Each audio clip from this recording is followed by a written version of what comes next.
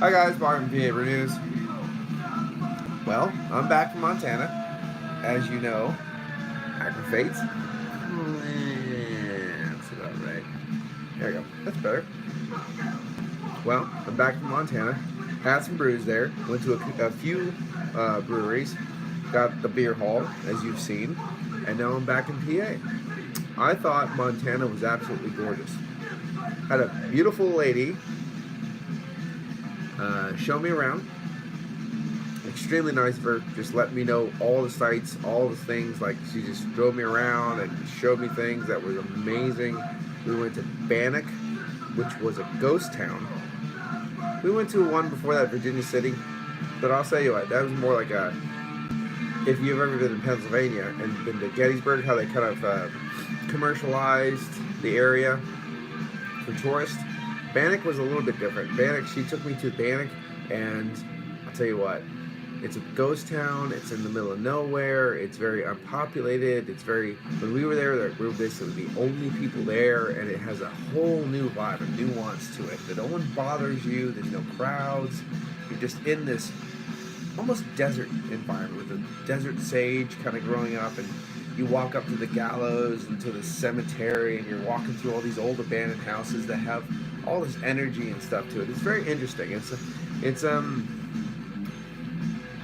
you let your mind kind of go, and you start reliving the past in a way. It's very interesting. You're walking down the main drag, and you know it was a trail, and people got hung there and things. It's got a lot of romanticism in it. So that was great. After that, I went up to Butte, Montana. We just hit a store there just so we could get some beer there. That had a lot of Caldera beers there from Oregon. It's kind of interesting to see how beer flows and changes in a state. Montana's no different. And we went over there. The Caldera beers were there. Some of the old growth forage beer and the Mowgli Imperial Porter, the barrel aged version, was there. I was like, oh, it's nice. We can pick this up. We left. I got two beers there. I got a carbonated mead and a session stout in a big freaking bottle, pop top. So we went there, drove over the Continental Divide. The Continental Divide, one thing, when it's snowing, it can be very dangerous, extremely dangerous actually. But for someone who's never seen it, it has the topographical characters that I've never seen before in my life. With the bedrock, sheer bedrock, no dirt, smooth bedrock, just kind of coming out, forming huge mountains with pine trees just emanating from every crevice of the bedrock. And you don't see any dirt though, you just see rock and pine trees. And they're towering. They're towering mountains and towering pine trees over this mountain range. And I've never, oh Terry, how you doing?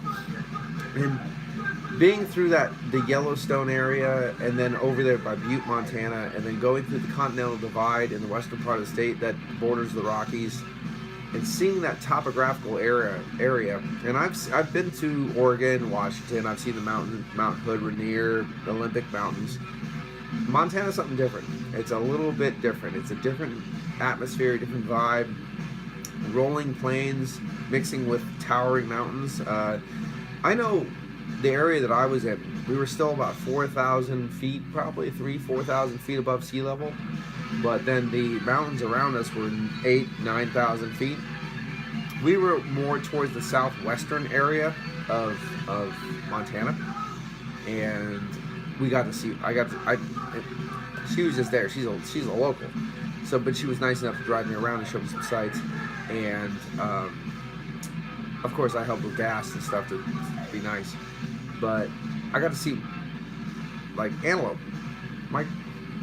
just in the fields, mule deer coming down. I didn't see any elk, but I've seen elk, and we have Rocky Mountain elk in Pennsylvania because the eastern elk got basically extinct because of overhunting and whatnot in Pennsylvania, much like the mountain lion and the wolf. But so there's Rocky Mountain elk out that way. I hope to go back to see more grizzlies and stuff like that, because if you go, obviously in Yellowstone they have grizzlies, but if you go towards the north over Missoula and you go to St. Ignatius, which is north of that area. Apparently the mountains there dwarf the mountains that I saw, which is just intense. It's insane. And grizzly bears literally walk the road that you drive on. So I mean, I'm looking forward to that. Absolutely. The beer was very, very good. We went to the best beer I had was from Mountains Walking Brewing Company, which is you go through Bozeman and then you kind of like scoot back the back roads over to the railroad station and train tracks follows through with the cargo trains. Back there, there's also, it's not the Bozeman Brewing Company, it's like Luzon Brewing Company, but also we had the Walking Mountains, Mountains Walking. We had a Baltic Porter, an Imperial Stout aged in Scotch barrels, a triple IPA, and the one beer that I'm sad I didn't get a chance to try was their barley wine. They were all fantastic. They weren't keys of the style. I mean, they weren't 10 out of 10s or whatever. You know, but if you know what I'm trying to say, they were fantastic beers. And I happen to have the best. I think they ruined wings for me. Those bastards ruined wings for me. We got sweet chili, honey garlic, and Korean barbecue. And you could just tell that they were absolutely hand battered, hand dipped, fried there with a light. I mean, oh my God, I can't describe how good they were. And the sauces didn't do them any less injustice because they were just amazing. So, got that. Of course, if you watch my beer haul, we did have a good time. I bought a shit ton of beer. Drank a lot of beer off camera because I've had it before, obviously. I'm not going to re-review it on the channel. Vino per Tutti was a great wine shop. Bozeman and Livingston, except Livingston's more rustic, I actually will say, even though they're probably more celebrities and stuff by areas out in that area. I'd say Bozeman is probably the more expensive place to be. So be prepared. If you go into the Bozeman area, you can fly right in there. It's a nice little quaint airport, even though it's busy. But I'll tell you when I left, sad to leave, but when I left, they were moving. They move people through there. You don't stand in line at all. You go. So you can show up a half an hour before your flight and you'll make it. I wouldn't say do that because you never know, but holy crap, they're fucking efficient. However, it's very interesting seeing the new topographic kind of environment, seeing the people. However, most of the people that you're going to see there from Idaho, California, that most of them are not from Montana. If there's crowded areas, they're not from Montana. It's kind of like, oh, I love coming here. It's so amazing. I moved here. Now I have to make it exactly like the place I left. I don't know why people have that kind of mentality. They have to do that, but that's what the Californians did to Bozeman. We were talking to some like more local style people outside the area, and they call it Bose Angeles because of all the Californians. So obviously all the Californians, like especially from SoCal, should be shot. I mean, maybe not, but it's an idea. But anyway, it was great. I was blessed into the fact that the first day I got there, it was actually absolutely epically beautiful weather. I woke up to a bit of a rain, but I had my leather cowboy hat, my duster on, so I'm good. Cowboy boots, still feeling that one. But it cleared up. We had an amazing time at the ghost towns, and please do check my Twitter for the pictures. Twitter and Instagram, oil paintings by P. Romali on Instagram, and then you can put dots between those or some hyphens. I don't know. But Twitter, PABrewNews Twitter, I'll post some pics, and if you guys ask for more pics and videos, I'll post more as well. But just happened to be a beautiful time. Got in there, the weather was amazing. It rained a little bit Thursday. We went to the Sacagawea Hotel, a fancy place. It was apparently fancy. Went to the fancy section. Unfortunately, unfancy people ruined it a little bit, and the food was okay, overpriced. That's all right. Had some interesting experience in the haunted hotel. You have to go there and check it out for yourself, see if you understand what I'm talking about. Kind of heavy air up in the upper floors, kind of crazy. But the weather cooled down even more and gave snow. Of course, like slush at first, but then over the course of the night it gave more snow. So, unfortunately, waking up alone always sucks. But waking up alone to a knock at the door, with guests ready to take me back out and show me more sights, which was cool. I woke up to white mountains, and I was so happy because the mountains when I got there were just like plain old rock mountains. I mean, it was very dry, the whole deal, not cold enough. And I love snow. I'm a sucker for snow-capped mountains, the whole deal. So we took a couple hikes around the local area, up in the mountains a little bit, took some pictures, posted them on Instagram and whatnot, etc., Twitter. And I was blessed with snow-capped mountains and beautiful sunny skies. So the weather, I was only there for a very short amount of time because, you know, when you book fucking flights drunk, that happens.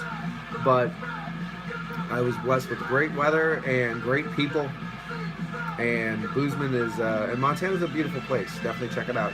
It's not like a place I don't know if I'd live, but I definitely visit, and I'd visit again, over and over and over and over and over and over again.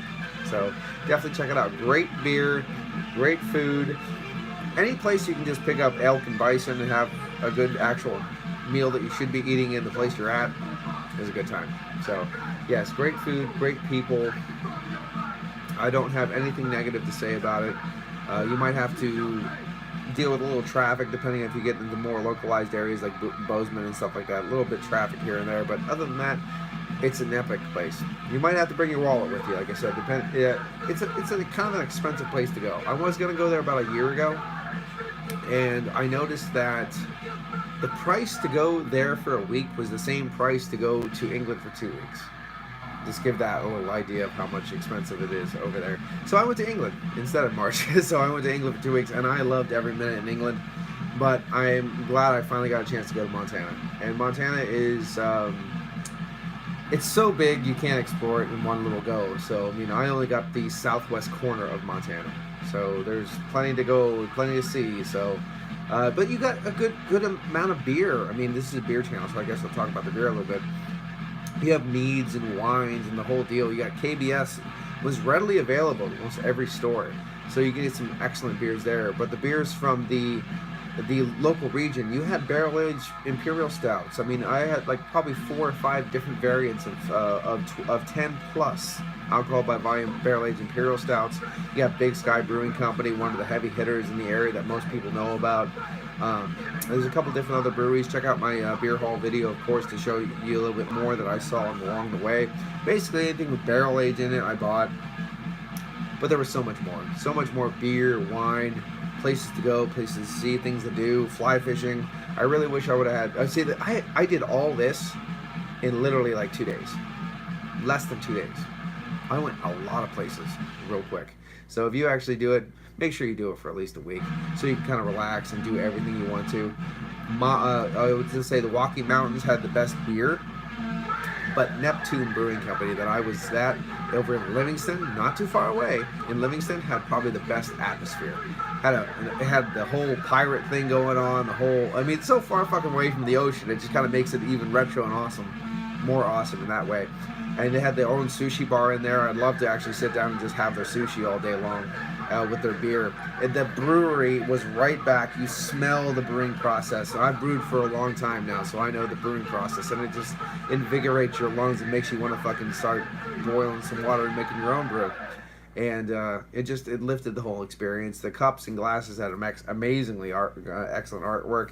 Got one of their bumper stickers. I'm gonna just slap it on one of my empty pint glasses so I can do a review of their latte stout that I bought. But other than that, just great people, great time, great breweries, more breweries to check out. Absolutely, thanks to Earth over there. He shot me a little message about the brewery a little bit further north, I believe he said, from the Neptune Brewing Company, that I'll definitely check out when I come back. But so far, the way things are kind of churning out, there will be an epic return to Montana from PABrewNews. Thank you for watching this video. Just trying to kind of share in my really quick kind of compiled idea of what I thought about Montana. I'm sure some of you were probably interested. This is Paul from PABrewNews. Cheers. Bye-bye.